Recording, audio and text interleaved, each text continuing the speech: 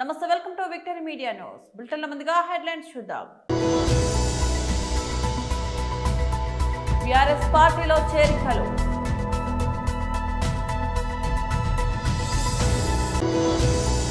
BJP OBC Morcha జాతీయ అధ్యక్షులు, BJP parliamentary board సభ్యులు ఎంపీ డాక్టర్ కె లక్ష్మణ్ మీడియాతో మాట్లాడారు. స్వామికి అప్రతిష్ట తెచ్చే ఏ పని చేయను, ఎవరిని చేయనివ్వను సీఎం చంద్రబాబు. క్లీన్ స్వీప్ ఓటమిపై క్షమాపణలు చెప్పిన రిషబ్ పంత్. బీఆర్ఎస్ పార్టీలో చేరికలు. పెద్దలు గౌరవనీయులు కల్వకుర్తి మాజీ శాసనసభ్యులు జరాగుండ కల్వకుర్తి మాజీ శాసనసభ్యులు, సీనియర్ నాయకులు, ఇప్పటిదాకా అరణికి దండం పెడతారు. మీరు ముందు కల్వకుర్తి గెలుచుకొని అటెండ్ కానీ మాట్లాడు. గౌరవనీయులు అన్న జయపాల్ యాదవ్ అన్న గారు, గౌరవ పెద్దలు మన రాజ్యసభ మాజీ సభ్యులు, పార్టీ ప్రధాన కార్యదర్శి, కేంద్ర కార్యాలయ ఇన్ఛార్జ్ గౌరవనీయులు శ్రీ రావుల చంద్రశేఖర్ రెడ్డి గారు, గౌరవనీయులు మా సోదరి శ్రీమతి ద్యాప విజితారెడ్డి గారు, గౌరవనీయులు మన ఫుడ్ కమిషన్ చైర్పర్సన్ గారు సోదరులు శ్రీ గోలి శ్రీనివాసరెడ్డి గారు, గౌరవనీయులు మా తమ్ముడు సోదరుడు దశరథ్ నాయక్ గారు, గౌరవనీయులు ఇమ్తియాజ్ అహ్మద్ గారు మన మైనారిటీ స్టేట్ ఫైనాన్స్ కార్పొరేషన్ మాజీ అధ్యక్షులు, మున్సిపల్ మాజీ అధ్యక్షులు గౌరవనీయులు సోదరులు శ్రీ ఎడమ సత్యం గారు, గౌరవ అల్లీపురం వెంకటేశ్వర రెడ్డి గారు, అట్లాగే పెద్దలు గౌరవనీయులు శ్రీ ఎడమ వెంకటరెడ్డి గారు, సోదరుడు మన లక్ష్మీ నరసింహారెడ్డి గారు, పరమేష్ గారు, ఇంకా శ్రీనివాస్ యాదవ్ గారు, జోగు వీరయ్య గారు, ఇంకా వేదికపైన ఆసీనులైన పెద్దలందరికీ పేరు పేరున ఈరోజు కల్వకుర్తిలోని మరి వివిధ మండలాల నుంచి విచ్చేసిన పార్టీలో చేరుతున్న మరి సోదరులందరికీ కూడా హృదయపూర్వకంగా స్వాగతం, సుస్వాగతం.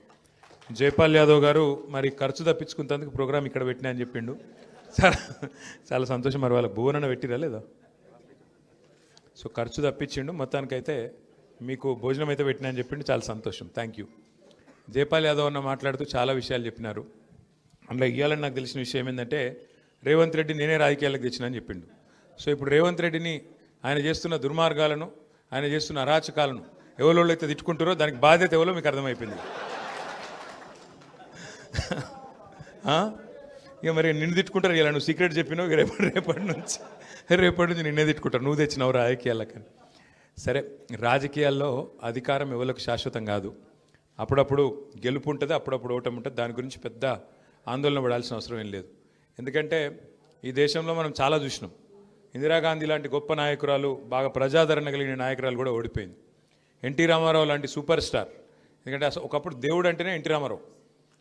కృష్ణుడన్నా రాముడన్నా ఎట్లుంటాడో, అసలు రాముడు కృష్ణుడి కంటే కూడా ఎన్టీ రామారావు గారు సినిమాల్లో ఆయన పాత్ర ఏదైతే ఉండేనో దాన్నే మరి ఇంట్లల్లో అంతా క్యాలెండర్లలో ఉంటుండే. అట్లాంటి ఎన్టీ రామారావు గారు కూడా ఈ దేశంలో మన కల్వకుర్తిలోనే ఓడిపోయినారు. కాబట్టి రాజకీయాల్లో గెలుపులు, ఓటములు, ఎత్తు పల్లాలు ఇవన్నీ చాలా చాలా సహజం. 10 ఏళ్ళు మనకు తెలంగాణ రాష్ట్రం సాధించుకున్న తర్వాత ప్రజలు మనకు అవకాశం ఇచ్చినారు. అవకాశం ఇచ్చినాక కల్వకుర్తిలో ఏమేమి చేసినారు కేసీఆర్ గారి నాయకత్వంలో అనే విషయం వివరంగా ఇప్పుడే జైపాల్ యాదవ్ గారు చెప్పినారు. రాష్ట్రంలోనే అత్యధికంగా వ్యవసాయ పంపు సెట్లు ఉన్న కాన్స్టిట్యున్సీ కల్వకుర్తి. అట్లాంటి కల్వకుర్తిలో ఎన్ని సబ్స్టేషన్లు, ఎన్ని ట్రాన్స్ఫారంలు, 24 గంటల కరెంట్ ఇవ్వడానికి ఎంత ప్రయత్నం చేసిందో కేసీఆర్ ప్రభుత్వం చాలా వివరంగా అన్నగారు చెప్పినారు. చాలా సంతోషం. దాంతోపాటు ఉమ్మడి పాలమూరు జిల్లాలో, ఉమ్మడి మహబూబ్నగర్ జిల్లాలో ప్రస్తుత నాగర్ కర్నూలు, వనపర్తి, అట్లాగే గద్వాల, నారాయణపేట, మహబూబ్నగర్ జిల్లాల్లో కొత్తగా కేసీఆర్ గారి ప్రభుత్వం వచ్చిన తర్వాత, తెలంగాణ రాష్ట్రం వచ్చిన తర్వాత 8 లక్షల ఎకరాలకు సాగునీరు ఇచ్చిన ప్రభుత్వం కేసీఆర్ ప్రభుత్వం అనే మాట నేను మీకు గుర్తు చేస్తా ఉన్నాను. పాలమూరు అంటేనే వలసల జిల్లాగా పేరుపడ్డ పాలమూరుకి రివర్స్ మైగ్రేషన్, ఒకవైపు రివర్స్ ఇరిగేషన్ అంటే రివర్స్ పంపింగ్ చేసి, అప్పుడెప్పుడో చెప్తారు పెద్దలు, భగీరథ ప్రయత్నం చేసి దివిలో ఉన్న గంగను భూమికి దించిండు అంటారు. అంటే ఆకాశంలో ఉండే గంగను కిందికి తీసుకొచ్చిండని చెప్తారు ఆనాడు భగీరథుడు. బీజేపీ ఓబీసీ మోర్చా జాతీయ అధ్యక్షులు, బీజేపీ పార్లమెంటరీ బోర్డు సభ్యుడు ఎంపీ డాక్టర్ కె లక్ష్మణ్ మీడియాతో మాట్లాడారు. బీసీలకు విద్య, ఉద్యోగులతో పాటు స్థానిక సంస్థల్లో 42% రిజర్వేషన్లు కల్పిస్తామని మొదటి నుంచి కూడా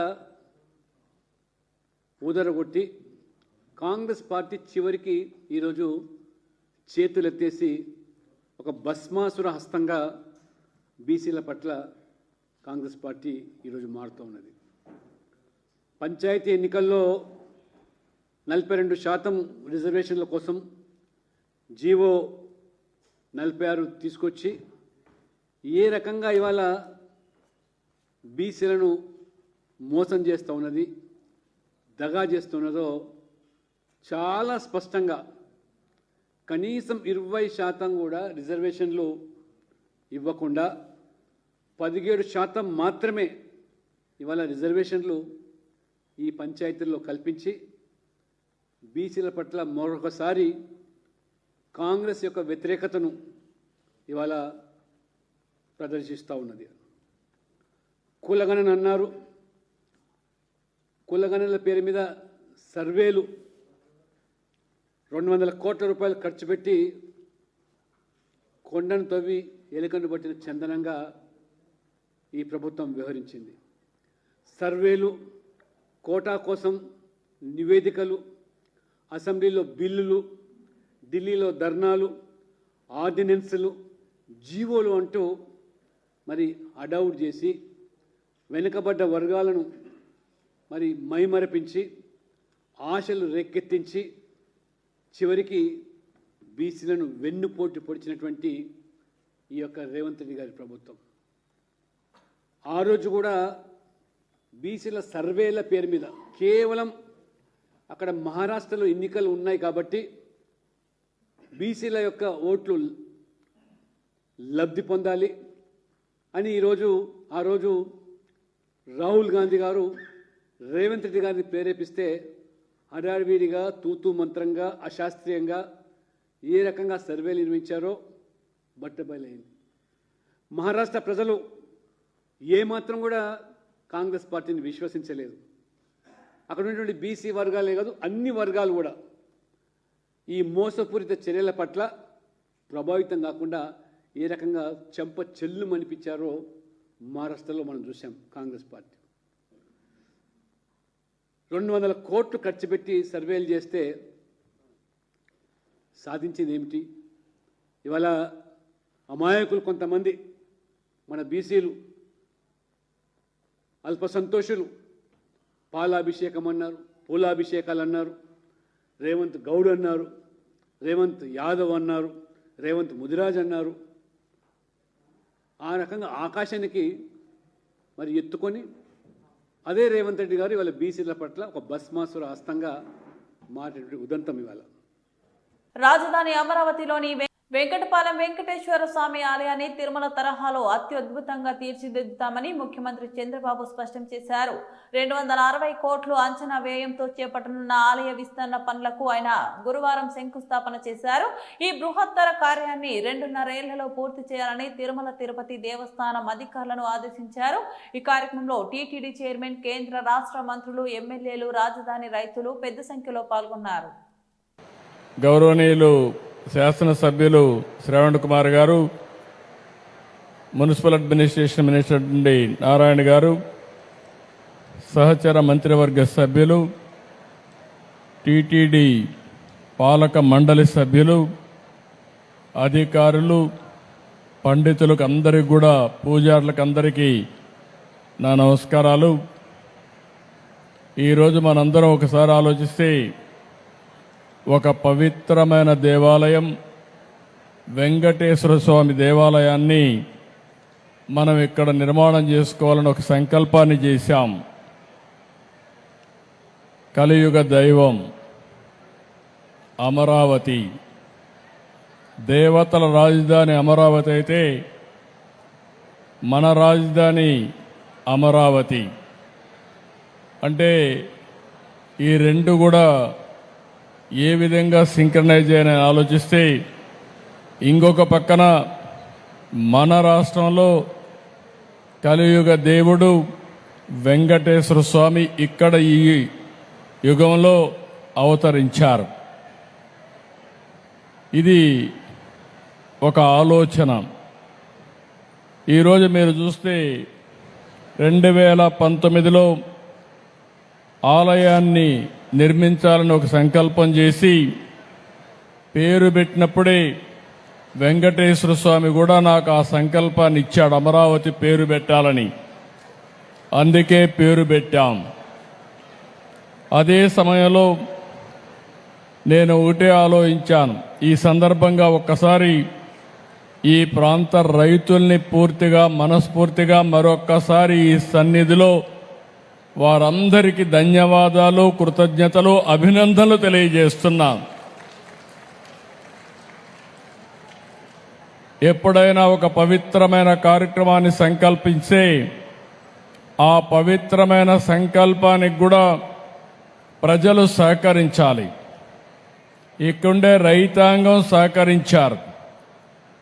సహకరించి 29,000 మంది రైతులు 33,000 ఎకరాల భూమి స్వచ్ఛందంగా, మీరిప్పుడు డబ్బులు లేవు కాబట్టి ఒక కొత్త విధానం ల్యాండ్ పోలింగ్లో మేమిస్తామని చెప్పిన రైతాంగాన్ని మరొక్కసారి అభినందిస్తున్నా, ధన్యవాదాలు తెలియజేస్తున్నాను.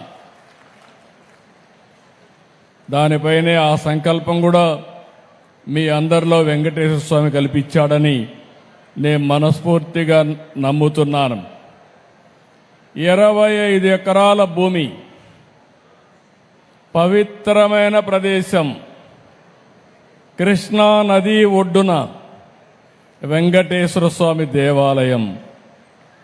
ఇది ఒకసారి గుర్తు చేసుకుంటే అదే మనకు ఒక శక్తినిస్తుంది. అందుకే ఈ అమరావతిని కూడా ఒక్కసారి నేను గుర్తు చేస్తున్నాను. ఇది ఏమాత్రం మీకు ఎవ్వరికి కూడా అనుమానం అవసరం లేదు. దేవతల రాజధాని అమరావతి ఏ విధంగా ఉంటుందో ఆ నమూనాగా మన అమరావతి ఉండాలని వెంకటేశ్వర స్వామి వారిని కోరుతున్నా.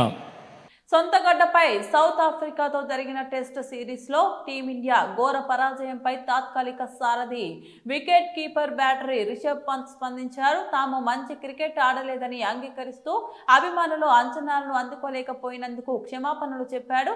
ఖచ్చితంగా పుంజుకొని మరింత బలంగా తిరిగి వస్తానని హామీ ఇచ్చారు. 2 టెస్టులు సిరీస్ ను భారత్ 0-2 తేడాతో కోల్పోయి క్లీన్ స్వీప్ కు గురైన విషయం తెలిసిందే. ఈ నేపథ్యంలో పంత్ ఇన్స్టాగ్రామ్ లో ఒక పోస్ట్ పెట్టారు.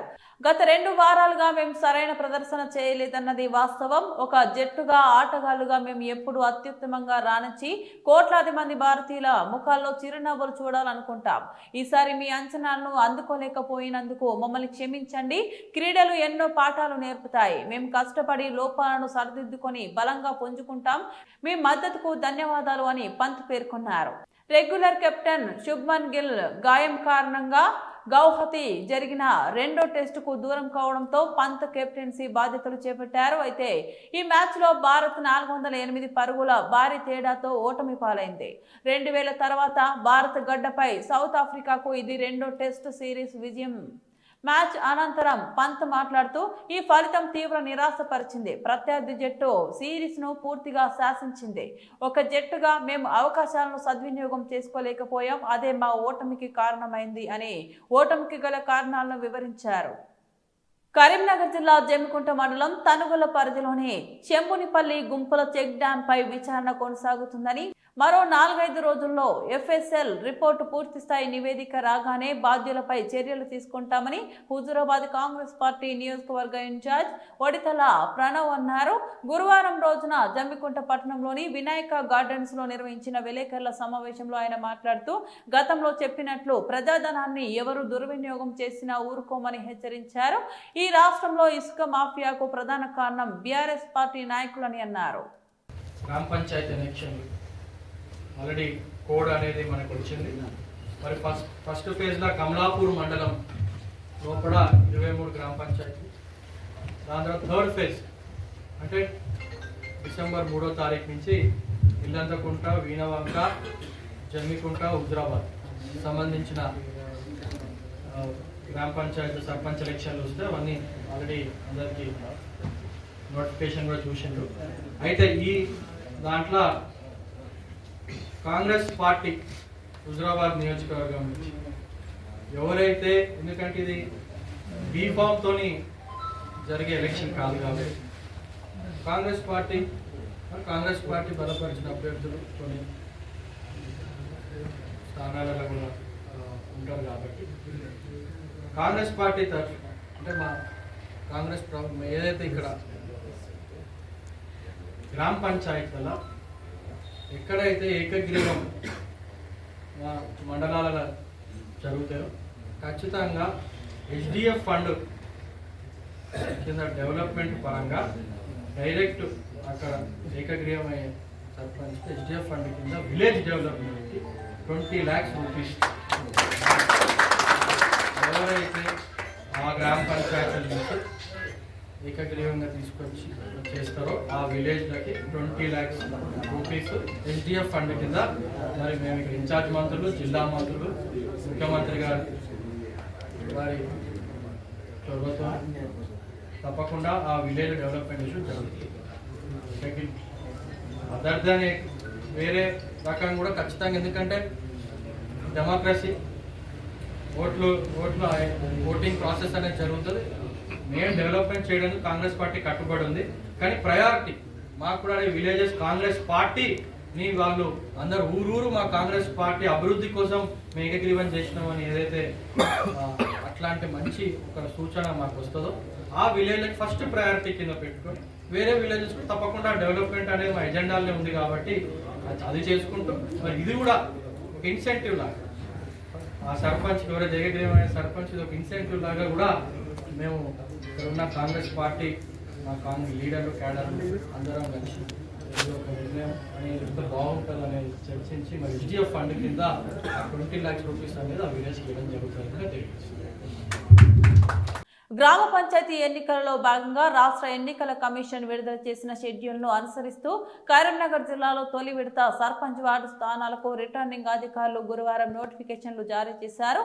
తొలి విడతలో కరీంనగర్ రెవెన్యూ డివిజన్ పరిధిలోని గంగాధర, రామడుగు, చొప్పదండి, కొత్తపల్లి, కరీంనగర్ రూరల్ మండలాల్లోని 92 సర్పంచ్, 866 వార్డు మెంబర్ల స్థానాలకు గురువారం నోటిఫికేషన్ విడుదల చేసి నామినేషన్ల స్వీకరణ ప్రక్రియ ప్రారంభించారు.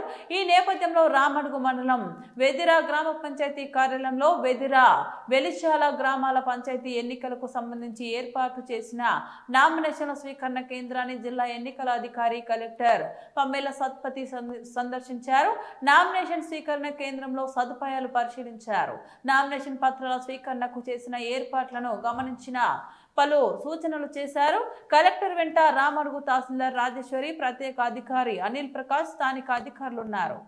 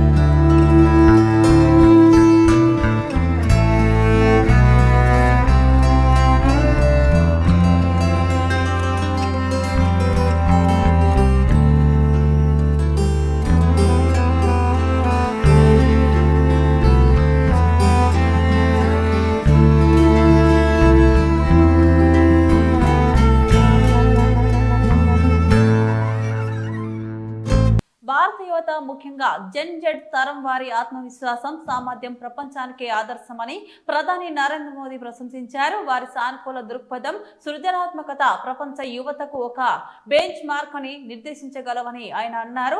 గురువారం భారత అంతరిక్ష స్టార్టప్ స్కై రూట్ కు చెందిన ఇన్ఫినిటీ క్యాంపస్ ను సంస్థ తొలి ఆర్బిటల్ రాకెట్ విక్రమ్-1 ను వీడియో కాన్ఫరెన్సింగ్ ద్వారా ఆవిష్కరించిన సందర్భంగా ప్రధాని ఈ వ్యాఖ్యలు చేశారు. ఈ సందర్భంగా మోదీ మాట్లాడుతూ, మన యువత మన జెన్ జెడ్ ప్రతి రంగంలోని సవాళ్లను పరిష్కారాలను అభివృద్ధి చేస్తున్నారు. వారి ఆత్మవిశ్వాసం ప్రపంచ వ్యాప్తంగా ఉన్న యువ ఆవిష్కరణలకు స్ఫూర్తినిస్తుంది అని తెలిపారు. భారత ప్రభుత్వం అంతరిక్ష రంగాన్ని ప్రైవేటుకు తెరిచినప్పుడు మన యువత ఆ అవకాశాన్ని పూర్తిగా సద్వినియోగం చేసుకుందని ఆయన గుర్తు చేశారు. దేశంలో ప్రైవేట్ అంతరిక్ష విప్లవానికి యువత ఉత్సాహమే కారణమని ప్రధాని పేర్కొన్నారు. ప్రస్తుతం 300కు పైగా స్పేస్ స్టార్టప్ భారత అంతరిక్ష భవిష్యత్తుకు కొత్త ఆశలు కల్పిస్తున్నాయని అన్నారు.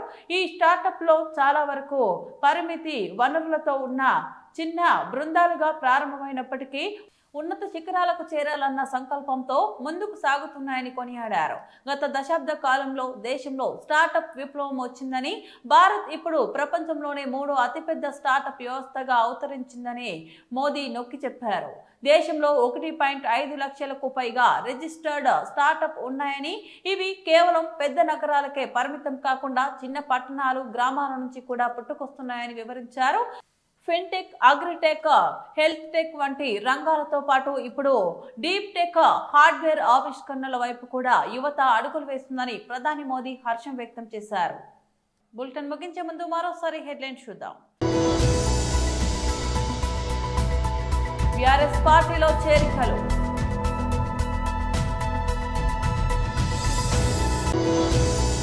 బీజేపీ ఓబీసీ మోర్చా జాతీయ అధ్యక్షులు, బీజేపీ పార్లమెంటరీ బోర్డు సభ్యులు ఎంపీ డాక్టర్ కె లక్ష్మణ్ మీడియాతో మాట్లాడారు. స్వామికి అప్రతిష్ట తెచ్చే ఏ పని చేయను, ఎవరిని చేయనివ్వను సీఎం చంద్రబాబు. క్లీన్ స్వీప్ ఓటమిపై క్షమాపణలు చెప్పిన రిషబ్ పంత్. ఇవి బులెటిన్ అప్డేట్స్. మరో బులెటిన్లో మళ్ళీ కలుద్దాం. అంతవరకు సెలవు. నమస్తే.